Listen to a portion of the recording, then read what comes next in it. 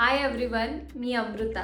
तर बरेच patients question विचारतात की मॅम मायक्रोब्लेडिंग आयब्रोज किती दिवस लॉंग लास्ट करेल. तर कुठला पण सेमी परमनंट मेकअप स्पेशली मायक्रोब्लेडिंग 1.5 ते 2 वर्ष लॉंग लास्ट करतं. जर तुम्ही कॉम्बिनेशन ब्रोज करताय तर ते 3 ते 4 वर्ष लॉंग लास्ट करतं.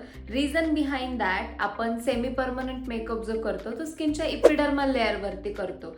दॅट्स वाय ते 3 ते 4 वर्ष राहणार. काही डेज नंतर ते फेड व्हायला स्टार्ट होणार आणि तुम्हाला त्याचे टचअप सेशन्स घेणं मॅन्डेटरी आहे. कुठलाच सेमी परमनंट मेकअप हा 3 ते 4 वर्षांपेक्षा जास्त दिवस लॉंग लास्ट करू शकत नाही. जर तो लॉंग लास्ट करत असेल तर that is not PMU, that is completely tattoo technique. कारण आपण जो शेड तुम्हाला देतोय तो ब्लॅक आपण यूज करत नाही. तुमच्या आयबॉल प्रमाणे शेड आपण घेतो, तुमच्या स्किन टोन प्रमाणे आपण जे पिगमेंट यूज करणार आहे ते सिलेक्ट होतं. जर ते 3 ते 4 वर्ष झाल्यानंतर ग्रे किंवा ब्लूइश कलरमध्ये कन्वर्ट होत असेल तर दॅट इज टॅटू.